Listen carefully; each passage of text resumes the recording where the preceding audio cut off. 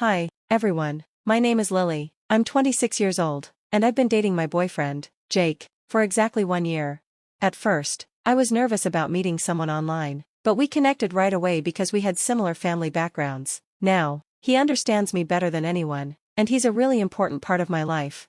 One day, we were invited to an outdoor party hosted by Jake's friend, so we decided to go together. It was a barbecue at a cabin owned by his friend's father. The food was amazing, and I got to meet his friends for the first time. Their wives and girlfriends were all kind and welcoming. At first, I was a little nervous, but by the time we left, I felt completely comfortable. On the way home, Jake suddenly pulled over and started talking. "What did you think of my friends? They're really nice. I'm happy I got along with them and had such a great time. Thanks for taking me there." "Really? That makes me happy. I want us to keep making good memories together, maybe even as husband and wife. What do you think?" I was shocked. Was this a proposal? Of course, I said yes. It felt like a dream. We were so excited that, in the heat of the moment, we decided, let's have our wedding at that hotel. The hotel we had in mind was a special place for us. It was where Jake took me on our first road trip together. It's a quiet hotel in the mountains, with a beautiful view of the lake. When we visited before, we saw a couple having their wedding there, and I had mentioned how lovely it looked, so we both agreed it would be the perfect place for our wedding. But as soon as we arrived, our excitement faded. The hotel was luxurious and well known for hosting wealthy guests. Since we were coming straight from the barbecue, we were dressed casually, just t-shirts, jeans, sneakers, and backpacks. We didn't exactly blend in with the fancy atmosphere. As we entered, a hotel staff member glanced at us and then completely ignored us. We even noticed some of the other employees exchanging looks and smirking. I started feeling self-conscious, but Jake confidently walked deeper into the lobby. At the front desk, the staff whispered and pointed at us, making us feel even more out of place. The last time we came here, we had dressed more formally, and no one had treated us this way. I gently pulled on Jake's hand, but he squeezed mine back as if telling me not to worry. We reached the concierge desk. The concierge looked surprised at first but then gave us a cold smile. "May I help you?" I wanted to say, obviously, that's why we're here, but I let Jake handle it. "We're thinking about having our wedding here. Could you tell us where we can find the wedding planning office?" The concierge's expression changed instantly. He looked disgusted. "This isn't an ordinary hotel," he said. "It's a place for celebrities and wealthy guests. I don't think this is the kind of place where people like you would have a wedding." Jake stayed calm. "I understand. We've been here before, and we love the view. That's why we thought it would be a great place to have our wedding." The concierge frowned. "Like I said, this isn't a place for people like you." "What do you mean by that?" Jake asked, his frustration showing. "Can you just direct us to the wedding planning office?" The concierge's next words stunned us. "This hotel isn't for poor people like you. Please leave immediately." "What, did he just call us poor?" I was furious, but before I could say anything, Jake spoke up. "Did you just call a customer poor? Is this how your hotel trains its staff?" "Sir, I'm going to have to ask you to leave. You're making the lobby look unappealing, and it's bothering our other guests." Jake clenched his jaw. "We're just asking about a wedding. Can't we at least take a tour of the venue?" I couldn't stay silent anymore. "A tour? A wedding? You must be joking. Even if you saved up your whole life, you couldn't afford a wedding here. It would be a waste of time." The concierge scoffed. His rude words made my blood boil. Jake sighed and turned to me. "Let's just go, Lily." Everyone's staring. And just like that, our excitement was ruined. "Lily, just stay out of it. This hotel isn't worth it. If they can't treat people with basic respect, that's their problem." Jake's frustration was clear. He couldn't stand unfairness, and when he saw it, he never backed down. But I knew from experience that arguing like this usually just made things worse. "Is this how you were trained in customer service?" Jake's voice was sharp. "As a concierge, aren't you supposed to be a professional? Do you think it's okay to treat us like this?" Before the concierge could answer, a new voice interrupted. "What's going on here?" A man stepped forward. He looked important. The hotel manager. He must have come over, thinking we were causing trouble. "We're just asking for a tour because we're interested in having our wedding here," Jake replied, keeping his cool. The manager looked us up and down, just like the others had. Then he chuckled, shaking his head. "I'm afraid a wedding at our hotel might be a bit out of your reach." The concierge, now feeling even bolder, added, "That's exactly what I told them, but they won't leave. They're disturbing our other guests by standing in the lobby for so long. I'm sorry, but I think it's best if you give up on the wedding and leave." The manager nodded. "Yes, I have to agree."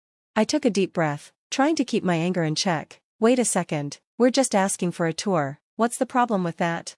The manager crossed his arms. I'm the hotel manager, and if you keep loitering here, he gestured to call security. Jake narrowed his eyes. So what do we have to do to get a simple tour? The manager smirked. Well, if you were to buy the hotel and become the owner. I stared at him in disbelief. Was he serious? What kind of ridiculous answer was that? I was about to explode, but Jake just muttered, I see, so that's how it is? The owner, huh? And seemed lost in thought. At that moment, I noticed security heading toward us. I grabbed Jake's hand and whispered, let's just go. As we turned to leave, I heard the manager give one last order to the concierge. Call housekeeping. The lobby's been dirted. Have it cleaned right away. Dirted? What was dirty?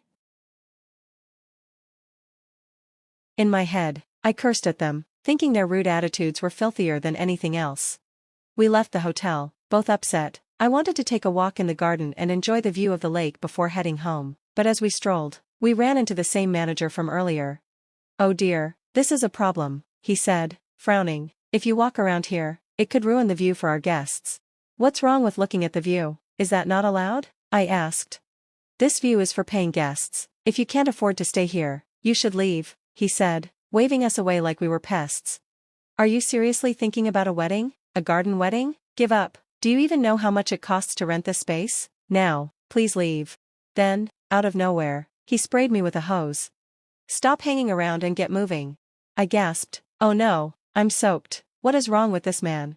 Hey, what do you think you're doing? Jake shouted. The manager shrugged. There was a stray cat in the garden. I was just spraying to clean it up.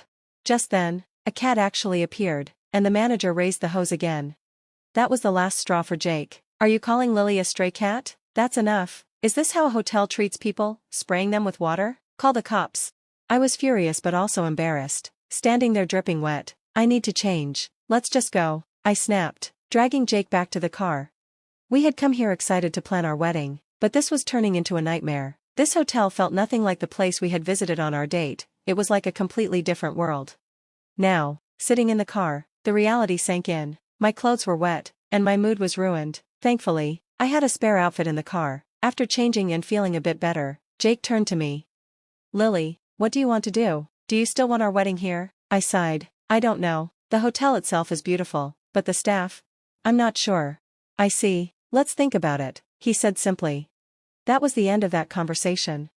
After that, we focused on telling our families about our engagement. Our parents asked about our wedding plans, but for now, we only told them we wanted a small ceremony with close friends and family. We left the location undecided. We visited several wedding venues, but none felt right. We even considered a destination wedding. As I flipped through a bridal magazine, lost in thought, my phone rang. Lily, we did it. We can get married at that hotel. What? What are you talking about? It was a bit of a process, but since it's my hotel now, you can plan the wedding however you want. I was speechless. It turns out Jake comes from a wealthy family, and he managed to get that hotel added to their chain. The manager told me that if I wanted to have my wedding there, I should own the hotel, so I did, he said, sounding pleased with himself. I couldn't believe it. He had been working on this all along. A week later, we returned to the hotel. On the way, Jake grinned. That hotel's reputation has been going downhill, and it was affecting business. I'm going to fix things and make it a better place. This time, the staff greeted us properly, standing in neat rows as they welcomed their new boss. I noticed the same bellboy who had laughed at us before was now bowing deeply. So they could treat us with respect after all. If only they had done that from the start. Then, the hotel manager arrived. Welcome, Mr. Owner, he said, his voice filled with fake enthusiasm. Not just him, every staff member, including the rude concierge, stood there, acting like we were the most important people in the world. They didn't seem to realize that we were the poor people they had mistreated before. It was almost laughable, seeing how quickly they had changed their attitudes. It was a lesson I'd never forget. Soon, we were escorted to the owner's suite, with the manager fawning over us the whole time. We've been looking forward to meeting the new owner, and to think someone as young as you owns this hotel. How impressive. And your fiancé is so beautiful. What a perfect couple.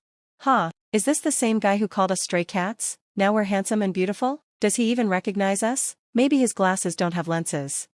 And seriously, this manager can't even remember his customers? That's unbelievable. He told us he'd set up a meeting so we could greet the employees later. While we waited, I turned to Jake. What's with that manager? He has no idea who we are. Handsome and beautiful, really? He didn't recognize us at all. That's actually kind of amazing, Jake chuckled. Well, at least he seems motivated. If he does his job well, I guess that's what matters. Do you think he's really fit to be a manager? Don't worry, I'll handle it. As we talked, I kept thinking about how ridiculous the whole thing was. Finally, it was time. We entered the hall where all the employees were gathered. Jake stepped forward. I'm the new owner of this hotel. I know some of you might be unsure because I'm young, but the headquarters will handle business properly, so there's no need to worry. We plan to turn this hotel into a peaceful getaway, different from the luxury city hotels. After fixing up the older parts of the building, we'll have a grand reopening, and to celebrate, I'll be having my wedding here. The employees started whispering in surprise at the unexpected announcement. Then Jake looked at me and called me to the stage. As I walked up, I noticed the manager's face suddenly change. He looked completely shocked. Wait, that's... Yes, Jake said, smiling, this is my fiancé. The manager blinked in disbelief. Oh, so this isn't our first meeting, is it? You really didn't recognize me either, did you? I said, amused. I was wearing a simple t-shirt, jeans, and sneakers, the same casual outfit I had on during our first visit. If I had worn a fancy dress, he probably wouldn't have made the connection, but just by dressing like before, he suddenly remembered me. Unbelievable, this guy really judges people based on their clothes.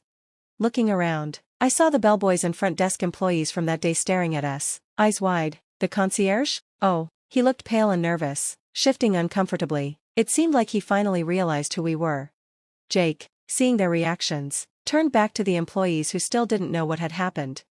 Actually, we came to this hotel recently, he explained. Back then, we were dressed like she is now, and that's when I proposed to her.